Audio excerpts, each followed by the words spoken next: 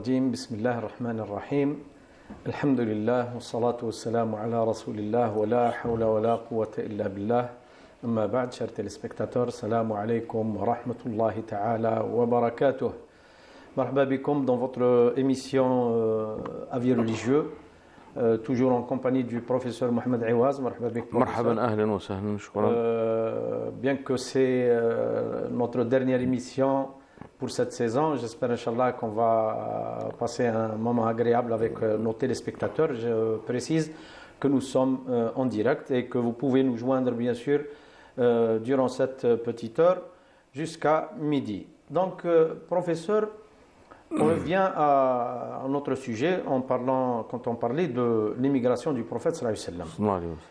Le prophète est arrivé à Médine. C'est un fait accompli. Ça y est, il est là. Il a commencé par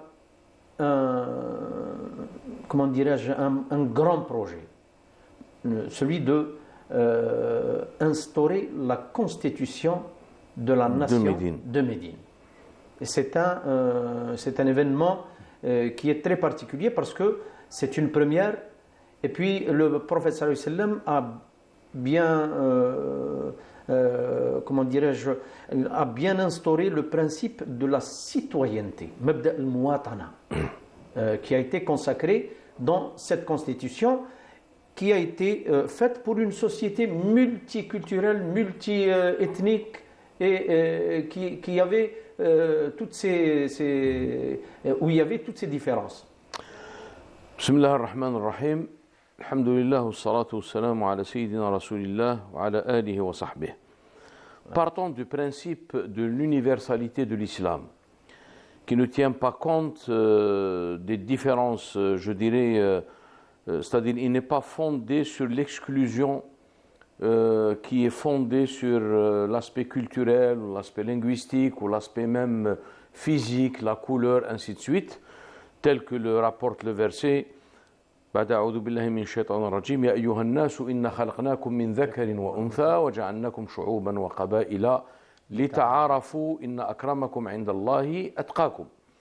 Ô vous les hommes, nous vous avons créé à partir d'un homme et d'une femme et nous avons fait de vous des peuples et des tribus afin que vous vous entreconnaissiez.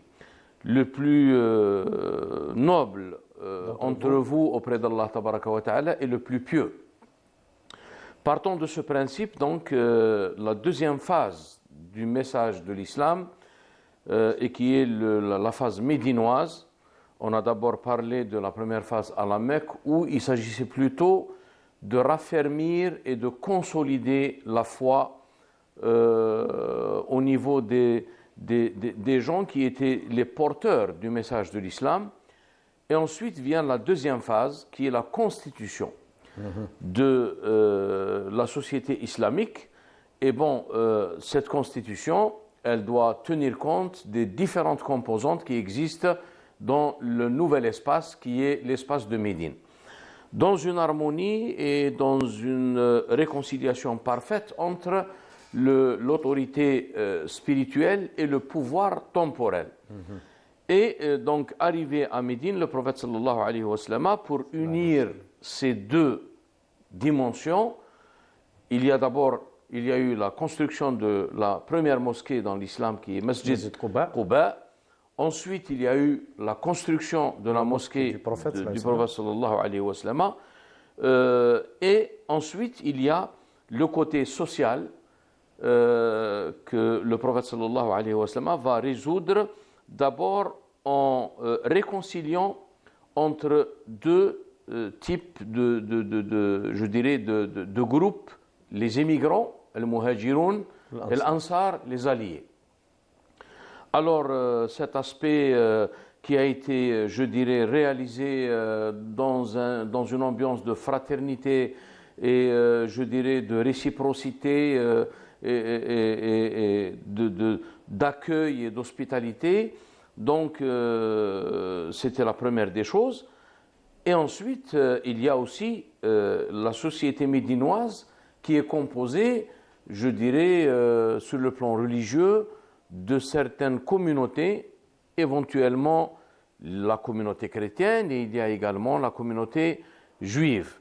Donc il y a une sorte je dirais, une démarche pour pratiquement réconcilier et pour contenir dans une constitution globale, générale, qui inclut pratiquement toutes ces composantes. Et donc, selon les enseignements de l'islam, bien sûr, qui respectent pratiquement les autres traditions, les autres religions, et qui leur donne et qui leur assure et qui leur garantit aussi la pratique, la liberté de leur conviction et la liberté de la pratique religieuse. Voilà ce qu'on peut dire déjà au départ quand le prophète sallallahu alayhi wa sallam est arrivé.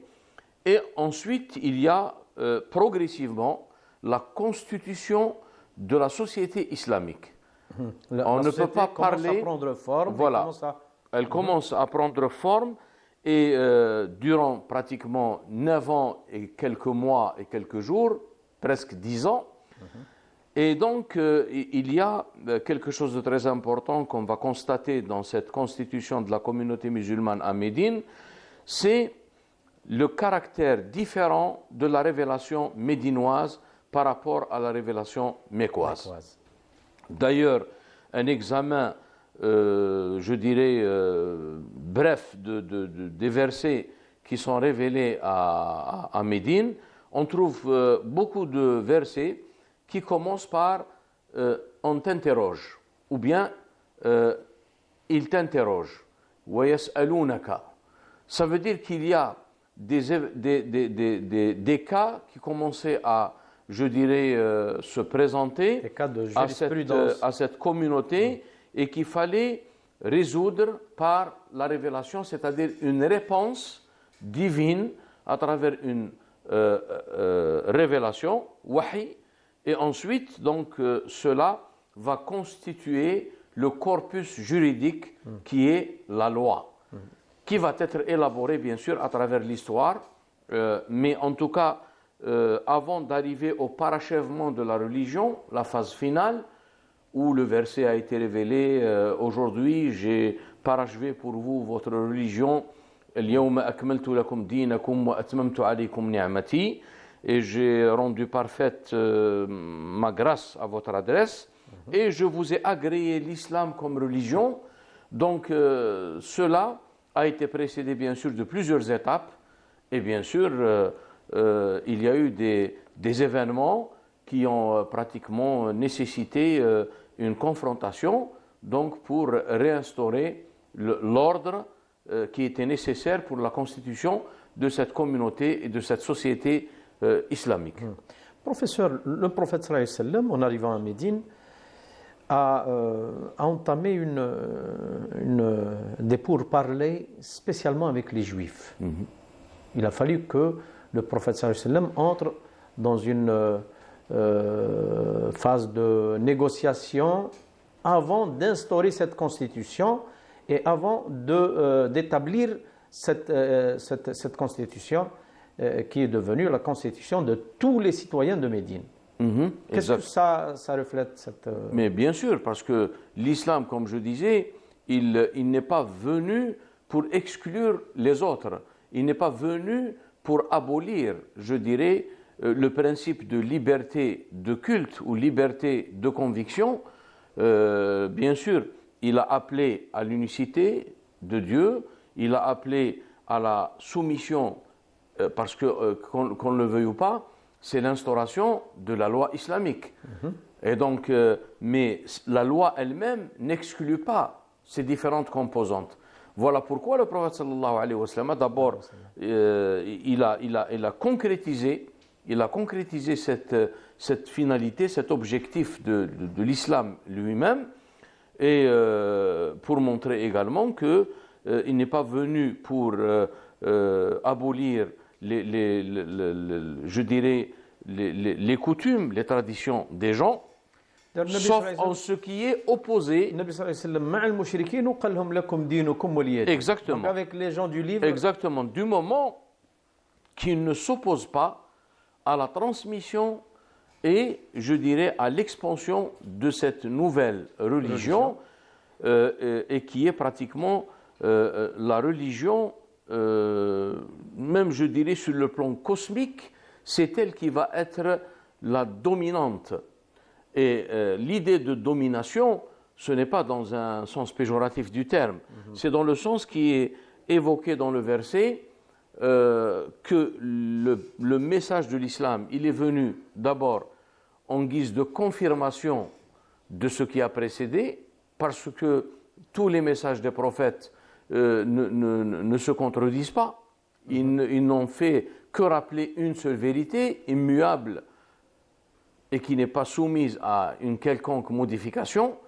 Et il y a le deuxième aspect qui est l'aspect de, je dirais, de correction et de rectification, mais la rectification et la correction ne concernent pas les messages précédents, mais plutôt la déviance qui a survenu par rapport aux adeptes. Et les différentes diffamations qui ont... Voilà, notamment en ce qui concerne le christianisme et le judaïsme.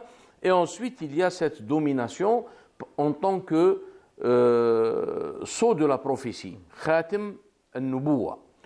Et cette domination, c'est elle qui a été évoquée dans le verset wa muhayminan alayh, musaddiqan lima bayna yadayhi min al-kitabi wa muhayminan alayhi. Donc, c'est pour cette raison que Malik bin Nabi, rahimahullah, quand il a donné la définition de la religion, donc pratiquement le dernier chapitre de son ouvrage, le phénomène coranique, Zahira al-Qur'aniya, il a dit que la religion est un phénomène cosmique, Zahiratun Kauniya. Et ça veut dire que, je dirais, dans l'économie divine, il y a, je dirais, une loi. C'est comme pour faciliter, pour simplifier les choses, il y a, je dirais, un règlement. Avec l'avènement de l'islam, il y a un changement, il y a un règlement nouveau, si vous voulez, et ce règlement, il est géré par cette nouvelle religion et tout ce que cela implique par rapport, je dirais, à la foi, à l'activité et à la pratique religieuse, et également les législations, qui tiennent compte, bien sûr, de cette diversité. Il y a le principe du vivre ensemble. Le prophète sallallahu alayhi wa sallam avait un voisin qui était pratiquement d'une autre confession, il était juif, et le comportement exemplaire du prophète sallallahu alayhi wa sallam à son égard est une règle qui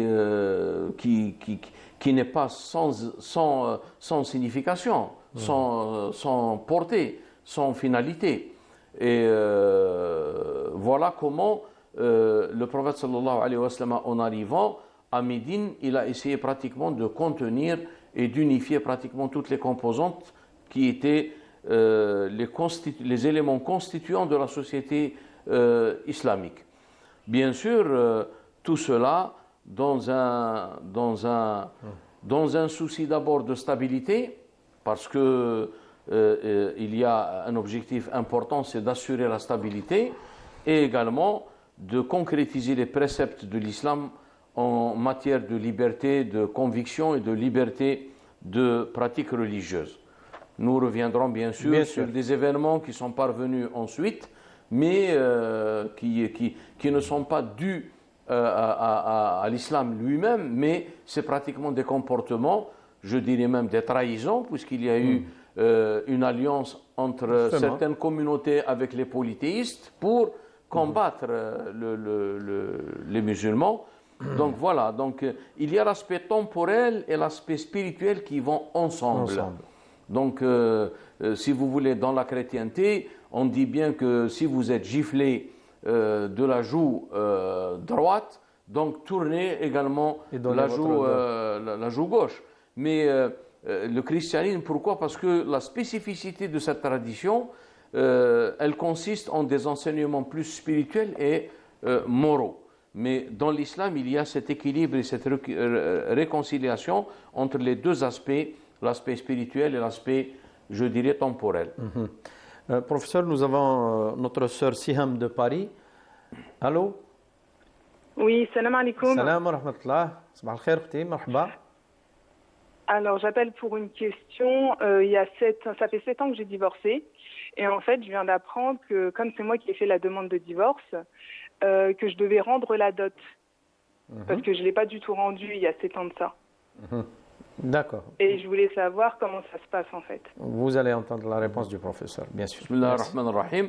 Madame, puisque le mariage a été consommé, bon, il y a eu un divorce après. Maintenant, si le divorce a eu lieu, ou je dirais la rupture du contrat de mariage a eu lieu avant que le mariage l'union soit consommée, à ce moment-là, vous êtes redevable de rendre la moitié de la dot.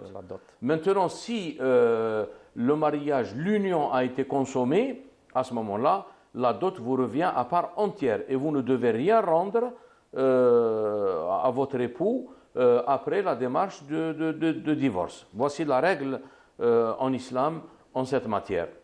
Peut-être. Donc, je ne sais pas, peut-être il faudra peut-être quelques détails, mais moi je vous dis, si l'union a été consommée et que vous avez vécu avec votre mari, je ne sais pas s'il y a des enfants, s'il n'y en a pas, mais peu importe.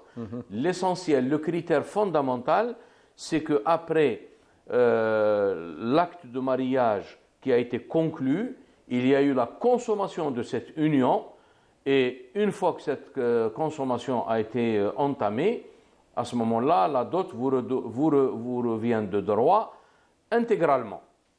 Maintenant, il s'avère que dans certains cas, il y a le contrat de mariage qui a été fait, mais pour des raisons ou d'autres, il y a une rupture, c'est-à-dire avant la consommation du mariage, de l'union, on se sépare, on rompt le lien de mariage. À ce moment-là, la loi stipule que il y a la moitié de la dot qui vous revient à vous et la moitié qui revient à l'époux. Justement, professeur, il y a une petite confusion là-dedans. Certains ne font pas la différence entre la demande du divorce, yani talab al-tatliq, et al-khul'. Oui. Je crois que peut-être notre sœur Siham est dans le cas du khul'. Si elle a demandé le divorce par cette à ce moment-là, c'est autre chose. C'est l'épouse qui demande.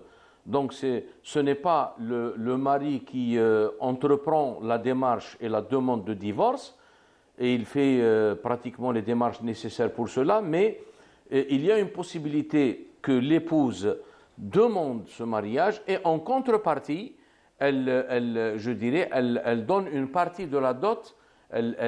Soit une partie, soit la totalité. Ça, c'est à discuter entre les deux, à l'amiable, entre les deux éléments du couple. Mais je dirais,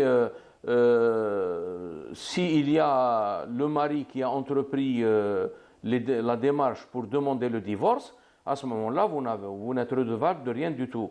La dot, elle vous reviendra intégralement.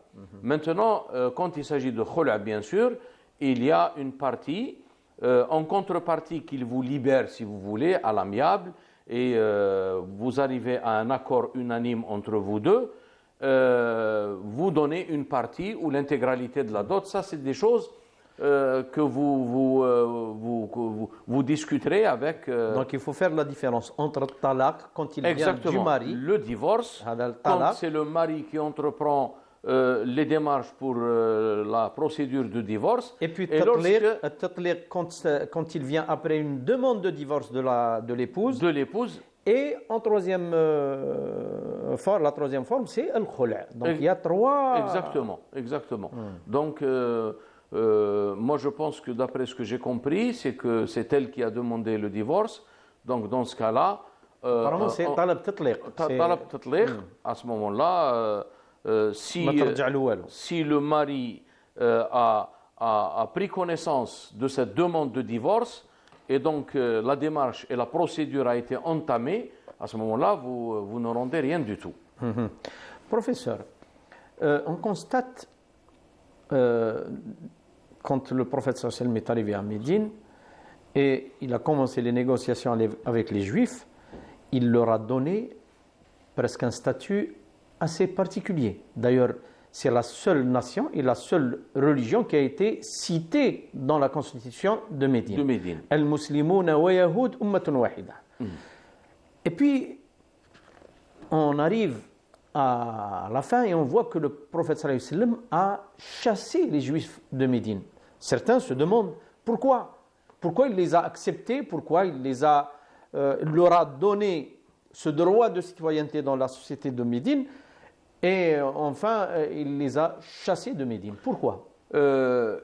D'abord, il y a des événements circonstanciels qui ont un rapport direct avec, je dirais, la stabilité de la société médinoise ou la société musulmane à Médine. Il y a eu, je dirais, une prise en considération de cette composante qui est la communauté juive de Médine, mais ensuite il y a eu des événements où il y a eu une trahison, comme j'ai dit tout à l'heure, et une alliance avec une haute trahison et une alliance avec les polythéistes. Donc c'est une situation conflictuelle. Et avant, ils étaient alliés au prophète sallallahu alayhi wa sallam. Exactement. Ensuite, quand il y a eu cet événement, donc c'est une réaction tout à fait normale pour assurer la stabilité et l'évolution normale de la société musulmane. Et voilà ce qu'on peut dire. Mais chasser cette communauté ne veut pas dire ce n'est pas pour leur religion. Ou l'établissement de certains statuts légaux ou de certaines normes juridiques dans la loi islamique qui est jusqu'à présent, où les communautés différentes, les différentes communautés religieuses ont le droit de vivre dans une société islamique en pratiquant librement leur religion et en respectant leurs convictions. Donc il faut bien préciser qu'ils étaient chassés exactement, pour la une raison, trahison. exactement, Ce n'est pas pour leur religion. Pour une raison bien particulière. Et ne sont concernés que les gens qui ont procédé à cette trahison, c'est-à-dire qui ont participé à cette, je dirais, à cette démarche qui était à l'encontre, bien sûr, et qui était hostile pratiquement au prophète sallallahu alayhi wa sallam et à la communauté naissante musulmane à Médine. Professeur, nous avons notre sœur Aïcha de France. Allô? Allô? Bonjour madame. Bonjour, salam alaikum. مرحبا وعليكم السلام ورحمة الله. تفضلي مدام. أنا حابة نشد le professeur. J'ai un membre de la famille qui a gagné au jeu de hasard. Et il a gagné quand même une grande somme. Et il a vendu ce ticket de hasard. Il a vendu à un copain à lui. Et est-ce que cet argent qu'il va recevoir halal ou haram? Tout ça, tous ces jeux qui s'inscrivent dans les jeux de hasard sont d'une origine qui est illicite, madame, et la personne ne peut pas, bien sûr, utiliser cet argent pour se nourrir, pour subvenir à son gain de subsistance, parce qu'il faut que le gain de subsistance, l'origine du gain de subsistance soit d'une origine ou soit acquis par une voie licite. Et donc, ces jeux-là sont considérés comme des jeux qui sont pratiquement interdits dans la loi islamique. Et que faut-il faire avec cet argent après? Si la personne veut se repentir, qu'est-ce qu'elle doit faire? À ce moment-là, il peut à la rigueur les donner, mais pas toujours dans un cadre d'un acte, je dirais, de foi et d'un acte religieux, c'est-à-dire une sadaqa ou une zakat. Il peut en faire un don, tout simplement, pour les gens qui sont dans le besoin et les nécessiteux. D'accord. Professeur, la phase médinoise a connu une spécificité de la révélation. C'est-à-dire, ce n'est pas les mêmes directives, ce n'est pas le même langage. À quoi revient ça? Eh bien, la révélation ou la spécificité des révélations médinoises, c'est que Fondamentalement, c'était une réponse ou c'était un accompagnement, si vous voulez, à la constitution de cette société musulmane naissante et la nation musulmane à Médine. Donc c'est pour cette raison qu'il y a le côté social et le côté économique, le côté politique qui domine pratiquement le caractère de ces révélations médinoises, raison pour laquelle beaucoup de versets qui ont été révélés à Médine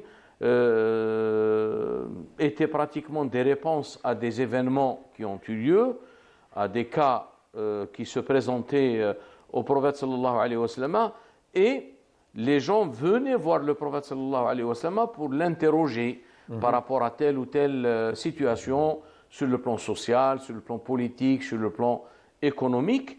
Et donc la révélation venait en guise de réponse pour résoudre tel ou tel problème. Il y a eu la question de l'interdiction, par exemple, et ça c'est quelque chose qui est relatif aux normes de la loi islamique en matière de nourriture, le licite et l'illicite, ce qui est licite, ce qui est illicite, voilà. Donc c'est pour cette raison qu'il y a les versets qui commencent par « wa yas'alunaka wa idha sa'alaka ». Donc yas'alunaka, on t'interroge. Donc c'était des événements et des cas qui se présentaient, et les gens, du moment qu'on n'était pas encore arrivé à l'interruption finale de la révélation, il y a eu donc une réponse. Et d'ailleurs, il y a beaucoup d'événements où le prophète sallallahu alayhi wa sallam, quand il recevait ces questions et ces interrogations, il attendait la révélation. Il ne répondait pas. Alors, ce qui a été, je dirais, résolu par décision prophétique, il s'inscrit donc dans la sunna, qui est un principe de la législation islamique après le Coran, ou avec ou parallèlement au Coran, mais il y avait la majorité des cas où le prophète sallallahu alayhi wa sallam attendait la révélation. Lorsqu'il y a la question, il y a une attente, et puis vient la révélation pour donner la solution, jusqu'à ce que la communauté musulmane est constituée et on est arrivé au parachèvement de la religion à la fin de la révélation. Si vous permettez, professeur, on a notre sœur Zahia de Draria. Allô? Allô? مرحبا. السلام عليكم. وعليكم السلام ورحمة الله. بيك السلام عليكم. تفضلي الحاجة، تفضلي. ممكن سيد الشيخ. شوف أنا حبيت نسقسيكم. عندي أختي خرجها خويا من الدار. أيوة. خرجها من الدار وماشي دارو، هو دار بابانا. أيوة. دار بابانا هو نهار بناها بكري. قال لي الطفلات تتهجل ولا تغبن ولا عندها دار باباها. أيوة. هي كانت تما في الدار معاهم. سيد الشيخ خرجها، ضربها وخرجها، يا كبيرة دوك كبيرة ما عندها لا دراري لا راجل لا دار لا والو. دوك سيد الشيخ راهي هايمة في البيوت، كل خطرة عند واحد في لافامي، كل واحد في لافامي وهي عندها دار باباها. وهذه الدار كبيرة فيها 2 إيطاج. يقدر يعطيها بيت، يقدر جو سي با، أنا ما فهمتش. هذا اللي خرجها دوك قريب واحد العام وهي هايمة برا، ما جاء في عقله يقول اختي عيب عليا، عرضوا هذيك اللي برا في الزنقه، ما على بالوش كاع لا راهي في البحر ولا راهي في الواد ولا، المهم خرجها وخلاص. دوك انا حبيت نفهم سيد الشيخ، هذه الدار دار باباها ماشي دارو هو، دوك تسمعي الجواب الحاجة. دوك تسمعي الجواب الحاجة إن شاء الله. على كل حال، إذا كان الوالد اللي هو يملك هذه الدار هذه، إذا كان توفي، فالأخت والأخوات أو الإخوة عندهم حق في الميراث وعندهم حق في هذه الدار هذه. إذا كان طبعا نظن أنه متوفي لأنه ما بقاش على قيد الحياة، لو كان بقى على قيد الحياة الابن ما يتجرأش باش يخرج الأخت. أما الفعل هذا أو السلوك هذا اللي قام به هذا الأخ هو سلوك أولا il est condamnable du point de vue de la loi, il est condamnable du point de vue moral, il est condamnable du point de vue religieux. يعني من أي ناحية، لا قانونا ولا شرعا ولا أخلاقا، ما يجوزلوش باش يخرج اخته باي حق، وهي في حقها، وهي يعني في مع راهي لها الدار. حق في هذه الدار، لانها يعني هي ملك الان، راهي حق مشاع لجميع الورثه، يعطي لها إخوة لابارت واخوات. يعطي لها لابارت تاعها. وراك تقولي انه الدار واسعه وفيها يعني طوابق، ويمكن على الاخت هذه انها يعني تستحق على الاقل ان يكون لها نصيب محدود، غرفه على الاقل، حتى يصل الامر الى قضيه المعالجه النهائيه لقضيه المنزل هذا، يا هل ترى يباع ثم تقسم التركه، او يعني كما يقولوا احنا عندنا تخارج، واحد يرد على واحد، تخارج الى غير ذلك. اما انا على كل حال راني نجاوب على حساب واش راكي تقولي انت. اما هكذا اخ يخرج اخته من الدار وراهي عند الناس يعني تتنقل من بيت الى بيت ولها الحق في بيت ابيها ووالديها، فهذا شيء يرفضه الاسلام بطبيعه الحال وترفضه الاخلاق، وهذا في الحقيقه ليس من حتى شيم الرجوله ولا من شيم المسلم أن يقوم بمثل هذا الفعل. يعني حتى إذا كان استحالت العشرة، نقولوا مثلا ما قدرش يحملها عنده، يقوم لابارت تاعها في الدار، المهم نصيبها من الميراث ويعطيهم لها دراهم، هناك وسائل تروح تكري ولا تشري ولا. هناك طرق متعددة لحل هذا النزاع بطريقة يعني بطريقة شرعية قانونية أخلاقية، مع الحفاظ على الاحترام كرامة كل واحد وكرامة كل ذي حق. نعم. Professeur, on va marquer une petite pause pour revenir, Inch'Allah, après un petit moment, pour la deuxième partie de notre émission. À tout à l'heure. Salam alaikum. أعوذ بالله من الشيطان الرجيم. بسم الله الرحمن الرحيم.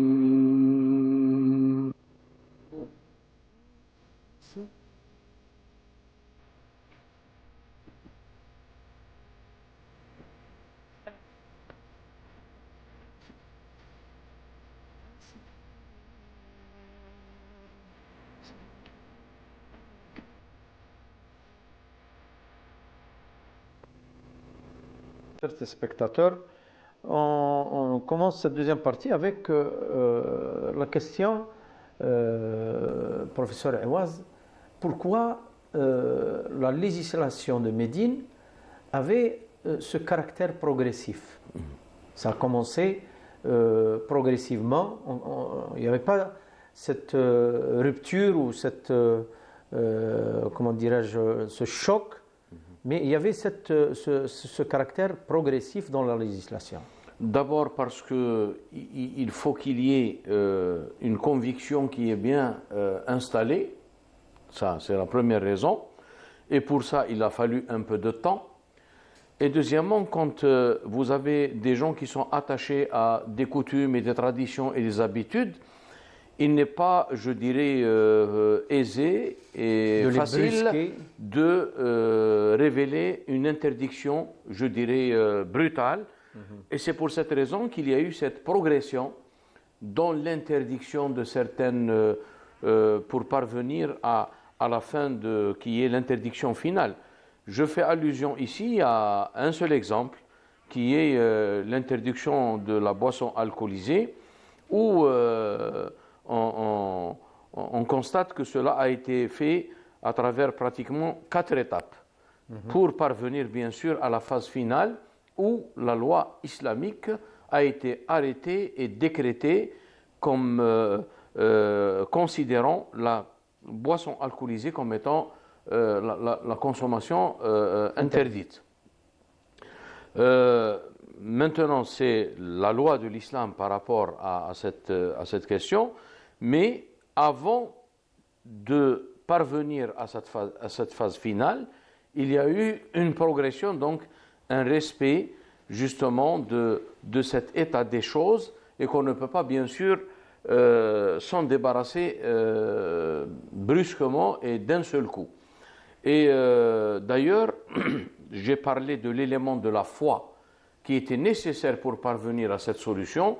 Melk Ben Nabi, toujours dans le phénomène coranique, il dit par exemple, il fait une comparaison dans la société américaine où par exemple le problème, je dirais, de la consommation et de l'abus de la consommation de stupéfiants et lorsqu'il parle du budget qu'il a fallu pour essayer de faire face à ce phénomène dans la société, et si on le compare avec la manière dont le prophète sallallahu alayhi wa sallam a résolu ce problème, mais en se basant sur l'élément fondamental qui est l'élément de la foi et de la conviction.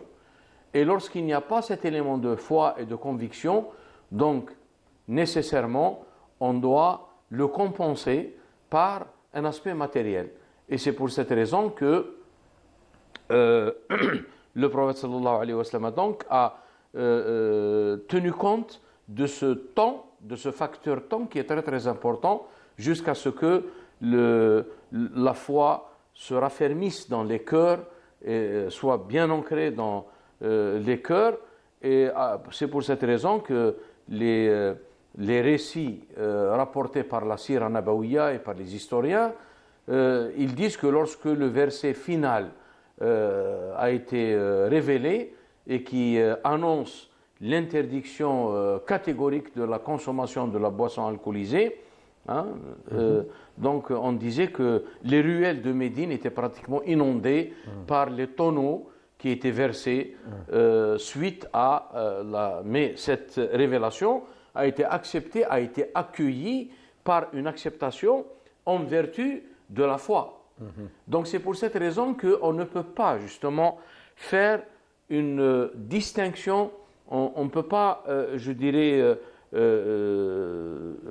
dissocier entre ces deux dimensions qui est la foi et le comportement. L'aqida wa suluk. Professeur, nous avons notre frère Monsieur Aoudia de Boumerdas. Est-ce qu'il est toujours en ligne? Allô? Allô, oui, marhaba. Allô, Rabbi Aounkoum, salam alaikum. Wa alaykoum salam. Que Dieu vous assiste dans votre tâche, Allah qui est la meilleure. Barakallahu fik. J'ai un problème à vous exposer. Tfaddal. Ma femme, elle a un héritage. Elle a 3 frères et 2 sœurs. Mon beau-père, il est décédé, ainsi que ma belle-mère. Rabbi yarhamhum. ومن بعد ماتت المراه تاعي في الكوفيد en juillet 2021. Mes beaux-frères et mes belles-sœurs nous ont appelés pour vendre une villa à Miliana qui appartenait à mon beau-père.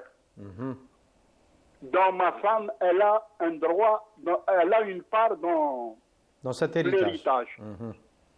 Nous nous sommes réunis avec mes 2 belles-sœurs et mes beaux-frères. Ils nous ont demandé de faire la freda. Oui. درنا la freda أنا وزوج ولادي وبنتي. نهار ديناها لهم خلقوا لنا واحد المشكل، قال لك استنى نعاودوا نرموها ونخسروا عليها الدراهم. صافي بريسك 2021 صافي 3 ans ولاو ما يهضروا معنا، ما يجوا يشوفوا بنت خوتهم. بالك يقول لك انا جو سي لور بو فرير، يقول لك كيف هذا وديه وحنا جان احمد يدي دراهم تاع بابانا تاع الفيلا. الوغ انا قبل ما ندير دي بيتيس، قبل ما نروح للشراع ولا حبيت نشوف دي كونساي اللي تعطيوني. وانا على بالي بلي كون نخرج للطريق الفيلا تروح في السيكيس كيما كانوا يقولوا جدودنا، تتباع في لي زونشير، ما تجيبش مام بالربع تاع السومه تاعها. اون فيلا كي فو 15 مليار دو. D'accord, monsieur, vous allez écouter, vous allez entendre la réponse du professeur. على كل حال, d'après ce que vous venez d'exposer, bien sûr, votre épouse, elle a une part en tant qu'ayant droit, et donc ce droit qu'elle avait elle-même étant décédée, maintenant c'est la frida qui détermine qui sont par exemple, les ayants droit par rapport à ses enfants. Et donc, tout se base sur ce document qui est la Freda. Donc là, la Freda, selon ce qui est établi dans la loi algérienne, donc elle est inspirée de la loi islamique, de la charia, et la Freda va déterminer, donc c'est quoi la Freda? La Freda, le mot farida, veut dire les parts. Et donc, elle va déterminer les ayants droit et quelles sont les parts et les parts de chacun. Bon, ça c'est un point. Et c'est une démarche juridique. Vous ne pouvez pas procéder comme ça, même si vous vous réunissez, vous vous mettez d'accord, mais en tout cas, il faut qu'il y ait une freda pour qu'il y ait la procédure. Deuxième point, vous dites que ils ont dit que cette maison, pour qu'elle soit vraiment, qu'elle ait une valeur vraiment importante, il faut la retaper. Alors, ils peuvent procéder à ces travaux, et ces travaux, ils seront pratiquement répartis sur pratiquement tous les ayants droit. C'est-à-dire qu'ils doivent tous participer à ces travaux. Vous pouvez déjà dès maintenant évaluer et déterminer les frais qui sont dus pour cette démarche, et après, lorsque les parts des ayants droit seront déterminées, à ce moment-là, vous faites un partage et vous enlevez, vous déduisez les frais de ces travaux. Mais en tout cas, à l'instant où vous êtes, ou à la phase où vous vous trouvez maintenant, il y a d'abord une démarche juridique à faire, et après la vente de la maison, il y a ce qu'on appelle le transfert de propriété, c'est-à-dire la propriété, puisque vous dites que c'est le beau-père, à ce moment-là, il y aura le transfert naql al-milkiya, donc la propriété sera transférée aux ayants droit en fonction des freda, de la freda, et les parts seront déterminées de chacun. Professeur, on profite pour prendre aussi notre sœur, je crois, notre sœur Manel de Bou-Saada, je crois. Oui, de Bou-Saada. Allô? Allô, salam alaikum. Wa alaykoum salam wa rahmatullah. Fadil Cheikh, j'avais une question, s'il vous plaît. Tfadli, madame. Moi, je suis perdue, j'habite en France, je suis mariée depuis 5 ans. Et moi, ma question, c'est qu'avec mon mari, ça va pas. Depuis notre premier jour de mariage, ça va pas. J'ai eu avec lui 2 enfants. Et en fait, la question, c'est que lui, il n'a pas de qawama. C'est pas lui qui décide, c'est pas lui qui prend les décisions, c'est toujours sa famille qui va décider, c'est pas nous. Enfin, on prend une décision, il change d'avis, et j'ai beaucoup souffert avec lui. Et avec le temps, j'ai découvert que mon premier fils, il est autiste, et malheureusement la deuxième aussi. Et quand j'ai consulté le pédopsychiatre en France et en Algérie aussi, il m'a confirmé que, le fait c'est que mon mari il est autiste, c'est pour ça il est comme ça. C'est pour ça il est naïf, il n'arrive pas à prendre des décisions, il n'arrive pas à s'imposer avec sa famille. Et moi, quand j'ai demandé, on m'a dit que c'est pas bon de demander le divorce sans raison. Du coup, ma question est, est-ce que quand je demande le divorce dans ce cas-là, est-ce que haram aliya ou la la la? Et si je demande le divorce, en fait, nous, quand on s'est mariés, on a loué un appartement ensemble, on a meublé l'appartement ensemble. Et du coup, en France, la loi, si la femme elle divorce, c'est elle qui prend la maison. Du coup, elle prend tout ce qui est dedans aussi. Ma question est, est-ce que je dois payer ce mari si je divorce ou pas? Et comment je dois me procéder du côté de la religion, comment je dois faire? Voilà. D'accord. En tout cas, l'épouse peut demander un divorce. Une démarche de divorce peut être entamée du côté du mari ou du côté de l'épouse Mais tout dépend des raisons. Est-ce qu'il y a des raisons qui sont prises en considération par la loi ou pas? Maintenant, le fait que vous avez détecté que l'origine de la maladie de vos enfants vient du côté du père, à ce moment-là, vous pouvez vous mettre d'accord pour ne pas, je dirais, avoir d'enfants ultérieurement. Mais ce n'est pas une raison valable d'un point de vue juridique de demander un divorce parce qu'il est malade ou il est la cause de la maladie qui a été transmise à vos enfants. Maintenant, restent les malentendus, les choses dont vous parlez par rapport à la qiwama. Le mari, le qiwama, elle revient à lui. Maintenant, s'il y a des membres de sa famille qui s'ingèrent un petit peu dans ses décisions, à ce moment-là, je ne peux pas, bien sûr, résoudre ce problème ici sur le plateau. Il faudra une réconciliation, il faudra, je dirais, quelque chose qui doit se dérouler à l'amiable. Mais j'insiste sur le fait que la question de la cause de la maladie elle-même, puisque vous dites que ça a été déterminé comme cause de la maladie de vos enfants, n'est pas une raison suffisante pour entamer un divorce ou demander le divorce. Professeur, malheureusement, on arrive à terme de cette émission. C'est le dernier numéro de cette série pendant cette année. Je vous laisse le dernier mot, en moins de 2 minutes, si vous voulez. على كل حال téléspectateurs. نأمل إن شاء الله أن نكون قد أدينا واجبنا في هذه الحصة، خاصة بالنسبة للجالية التي خصصت هذه الحصة يعني لهذه الجالية، ونأمل أن نلقاهم إن شاء الله في مستقبل الأيام بحول الله تعالى. وإلى ذلكم الحين نستودعهم الله تبارك وتعالى الذي لا تضيع ودائعه، ونسأل الله لنا ولهم التوفيق، وصلى الله وسلم على سيدنا محمد والحمد لله رب العالمين. Chers téléspectateurs, merci beaucoup de nous avoir suivis et on se retrouve إن شاء الله إذا كان ربي سهل وطول في الأعمار العام القادم، إذا كان سهل المولى عز وجل. Donc بقوا على خير والسلام عليكم ورحمة الله تعالى وبركاته.